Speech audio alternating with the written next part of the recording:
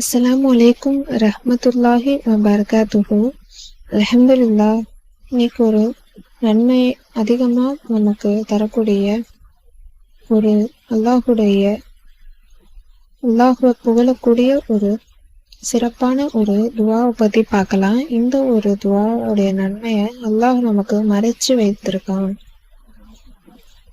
இந்த ஒரு துவாவை நாம ஓதுனா, அந்த வாசகத்தை அவர் யார் ஓதுறாரோ அவங்க கூறியபடி அர்ஷில தொங்கவிடப்படும். அதன் பின் அவர் எந்த பாவம் செய்தாலும் அந்த வாசகங்கள் அழித்துவிட முடியாது. கியாமத் நாளில் அல்லாஹ் அவர் சந்திக்கும் வரை அந்த வாசகங்கள் அவர் கூறியபடியே முத்திரையிட்ட நிலையில் இருக்கும் அப்படின்னு நூல் ஹிஸ்னுல் ஹசீன் பக்கம் 401 இடம்பெற்றிருக்கு. அது என்ன துவா, என்ன வார்த்தை, எந்த வசனம்ட்டு இன்ஷா அல்லாஹ் இப்ப பார்க்கலாம்.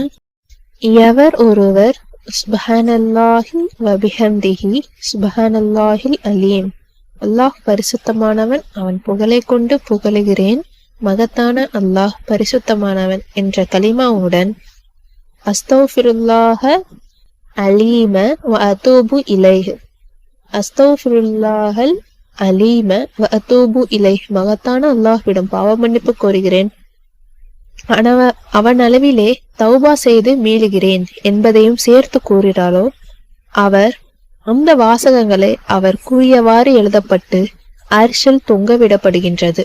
அதன் பின் அவர் எந்த பாவம் செய்தாலும் அந்த வாசகங்கள் அழிந்துவிட முடியாது.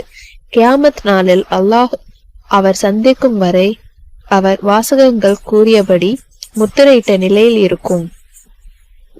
எனவே இதனுடைய நன்மை என்னன்ட்டு அல்லாஹ் மட்டும்தான் தெரியும். இந்த ஒரு துவாவை நாம அர்த்தத்திலேயே அல்லாஹ் நாம புகழ்ந்து தான் அவன்கிட்ட பாவ மன்னிப்பு கேட்டுதான் இதுல இருக்கு.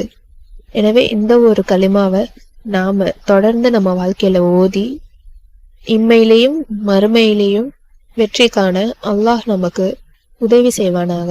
ஆமீன். அஸ்ஸலாமு அலைக்கும் வரஹ்மத்துல்லாஹி வபரகாத்துஹு.